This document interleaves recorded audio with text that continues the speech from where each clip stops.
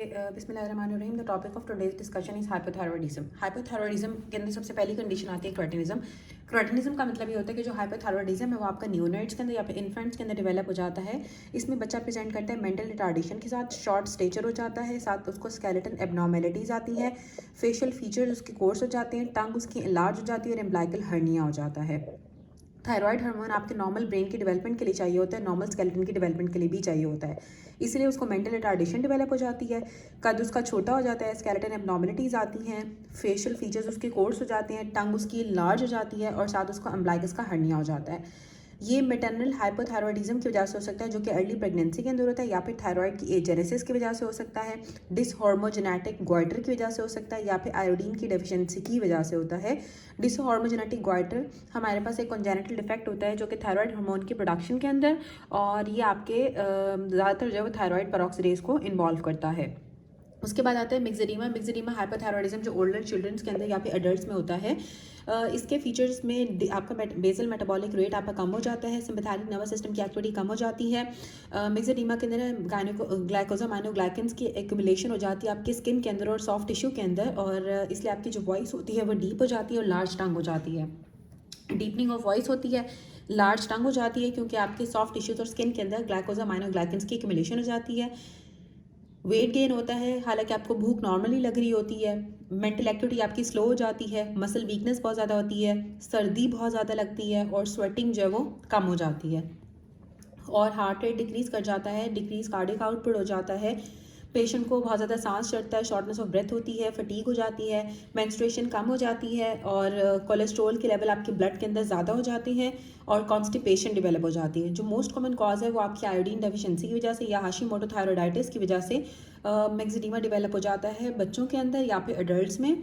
और ड्रग्स में लिथियम और जो सर्जिकल रिमूवल या फिर जब हम रेडियो एब्लेशन करते हैं थायराइड की, तो उसके अंदर भी मैक्सिडीमा डेवलप हो जाता है।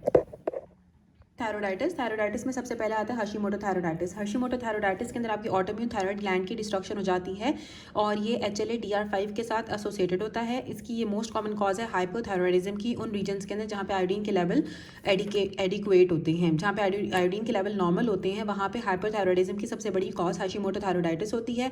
क्लिनिकल फीचर्स हमें हाइपरथायरॉयडिज्म वाले प्रेजेंट करते हैं पहले, क्योंकि फॉलिकल का डैमेज होता है, फिर उसके बाद आपको हाइपोथायरॉयडिज्म डेवलप हो जाता है जब आपका T4 के लेवल कम हो जाते हैं और TSH के लेवल ज़्यादा हो जाते हैं। Anti thyroglobulin anti thyroid peroxidase antibodies present होती हैं जो कि साइन शो करती हैं कि थायराइड का डैमेज हो गया है, तब आपको anti thyroglobulin anti thyroid peroxidase antibodies हमें मिलती हैं।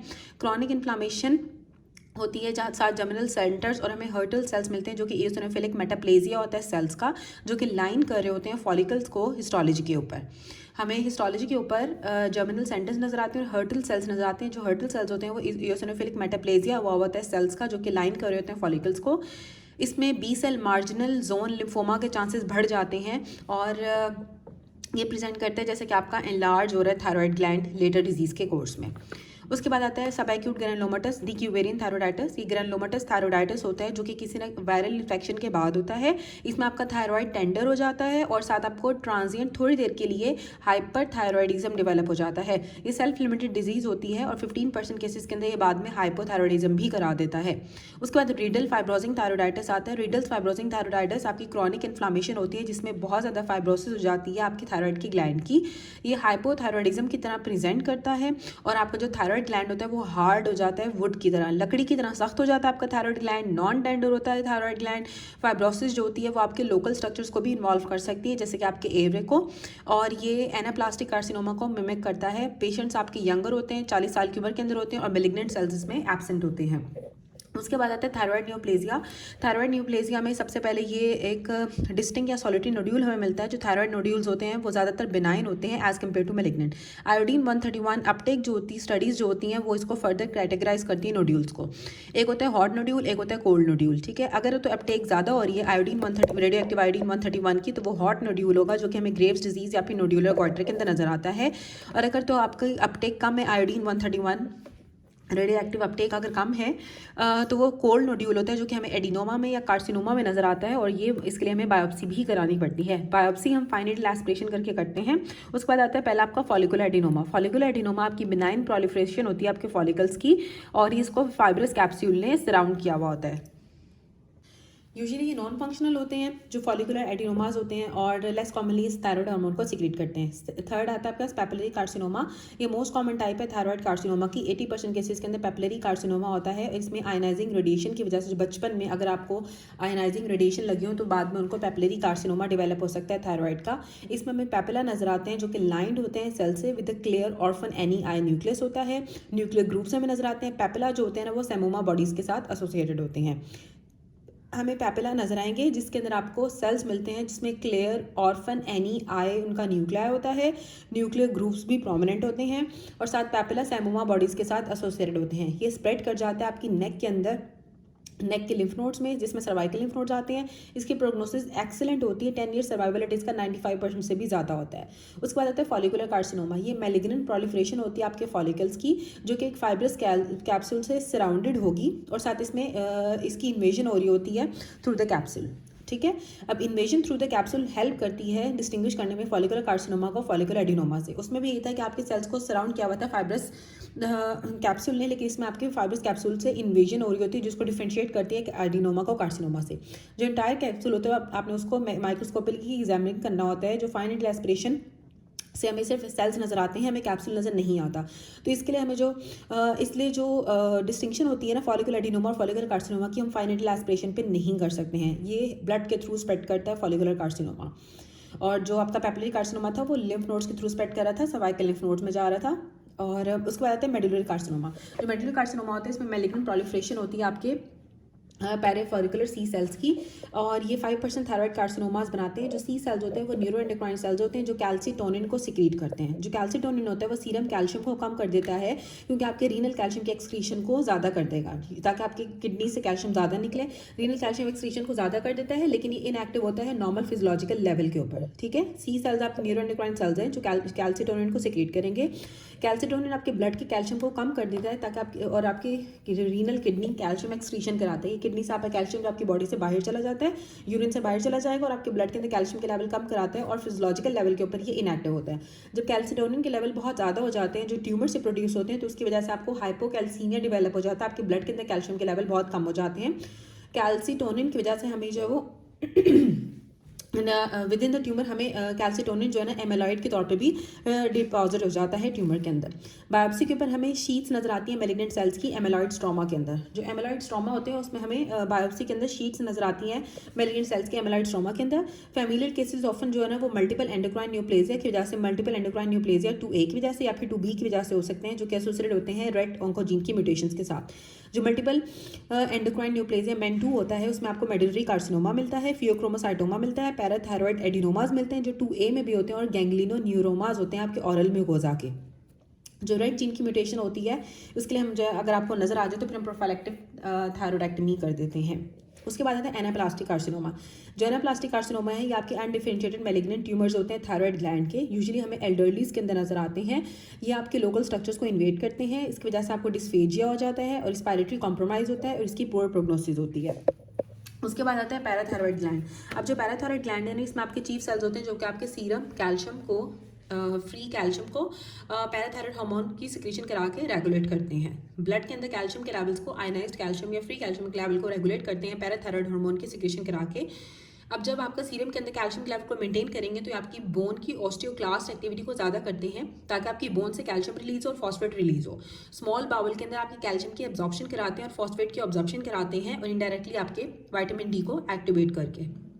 और आपके किडनीज के अंदर रीनल कैल्शियम भी एब्जॉर्प्शन कराते हैं डिस्टल ट्यूब्यूल से और डिक्रीज करते हैं फॉस्फेट की रीअब्जॉर्प्शन को। ठीक है, और ये सीरम आयनाइज कैल्शियम के लेवल को इंक्रीज कर देते हैं नेगेटिव फीडबैक प्रोवाइड करके जब आपका डिक्रीज करता है पीटीएच की सिक्रीशन।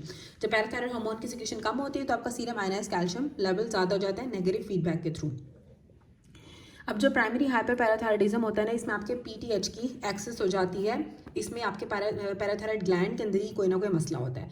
जो मोस्ट कॉमन कॉज है वो आपकी पैराथायरॉइड एडिनोमा होता है 80% केसेस के अंदर। स्पोराइडिक पैराथायरॉइड हाइपरप्लेजिया भी हो सकता है या फिर parathyroid carcinoma less common cause है। जो पैराथायरॉइड एडिनोमा होता है ना वो एक बिनाइन न्यूप्लाज्म होता है जो आपकी एक ग्लैंड को इन्वॉल्व करता है। ठीक है, जो पैराथायरॉइड एडिनोमा है वो सिर्फ एक बिनाइन न्यूप्लाज्म है जो सिर्फ एक ग्लैंड को इन्वॉल्व करता है और मोस्ट ये रिजल्ट होता है एसिम्प्टोमेटिक हाइपरकैल्सीमिया कराता है और ये वो भी आपके पैराथायरॉयड हार्मोन के ज़्यादा रिलीज होने की वजह से होता है। और हाइपरकैल्सीमिया की वजह से आपको नेफ्रोलिथियासिस हो सकती है, कैल्शियम ऑक्सलेट स्टोन्स बन जाते हैं, किडनी के अंदर नेफ्रोकैल्सिनोसिस हो सकती है, मेटास्टेटिक कैल्सिफिकेशन हो जाती है आपके रीनल टिब्यूल्स की, और पोटेंशियली इसकी वजह से आपको रीनल इंसफिशिएंसी या पोलीयूरिया भी डेवलप हो सकता है। सीएनएस डिस्टर्बेंसेज आती हैं, डिप्रेशन और सीजर्स डेवलप हो जाते हैं, और कॉन्स्टिपेशन हो जाती है, पेप्टिक अल्सर डिजीज हो सकती है, या एक्यूट पैंक्रियाटाइटिस डेवलप हो जाता है, ये ऑस्टाइटिस फाइब्रोसा सिस्टिका डेवलप हो जाता है, जिसमें आपकी रिजॉर्प्शन ऑफ बोन होती है और आपको अल्टीमेटली फाइब्रोसिस और सिस्टिक स्पेसेस बन जाती हैं। लेबॉर्ट्री फाइंडिंग्स के ऊपर हमें जो है वो सीरम के अंदर पैराथायरॉयड हार्मोन के लेवल ज़्यादा हो जाते हैं, सीरम के अंदर कैल्शियम लेवल भी ज़्यादा हो जाएगा, लेकिन सीरम के अंदर फॉस्फेट के लेवल कम हो जाते हैं, और यूरिन के अंदर साइक्लिक एएमपी के लेवल ज़्यादा हो जाते हैं, और सीरम के अंदर अल्कलाइन एएलपी के लेवल भी ज़्यादा हो जाते हैं। इसमें हम अफेक्टेड ग्लैंड का सर्जिकल रिमूवल करते हैं। उसके बाद आता है सेकेंडरी हाइपर पैराथायरॉयडिज्म। इसमें पैराथायरॉयड हार्मोन की एक्सेस प्रोडक्शन होती है, लेकिन इसमें कोई डिजीज प्रोसेस होता है, पैराथायरॉयड ग्लैंड के बाहर कोई मसला होगा, जिसकी वजह से आपको सेकेंडरी हाइपर पैराथायरॉयडिज्म होता है। जो मोस्ट कॉमन कॉज होती है वो क्रॉनिक रीनल फेलियर होता है। ठीक है, अब जो रीनल इनसफिशिएंसी की वजह से आपकी फॉस्फेट की एक्सक्रीशन नहीं हो पाती है, ठीक है, डिक्रीज हो जाती है, तो आपके ब्लड के अंदर फॉस्फेट के लेवल ज़्यादा हो जाते हैं, जो कि कैल्शियम के साथ बाइंड कर जाते हैं। फ्री कैल्शियम आपका कम हो जाता है, वो फिर आपके सारे के सारे पैराथायरॉयड ग्लैंड को मजीद स्टिमुलेट करता है। फिर आपके पैराथायरॉयड ग्लैंड जो होते हैं वो की प्रोडक्शन ज़्यादा होती है, तो बोन की रिजॉर्प्शन होती है, तो इसकी वजह से आपको रीनल ऑस्टियोडिस्ट्रॉफी डेवलप हो जाती है। लैब फाइंडिंग्स के ऊपर पैराथायरॉयड हार्मोन के लेवल ज़्यादा हो जाते हैं, सीरम कैल्शियम आपका कम होगा, सीरम फॉस्फेट आपका ज़्यादा होगा, और अल्कलाइन फॉस्फेटेज के लेवल भी ज़्यादा होंगे।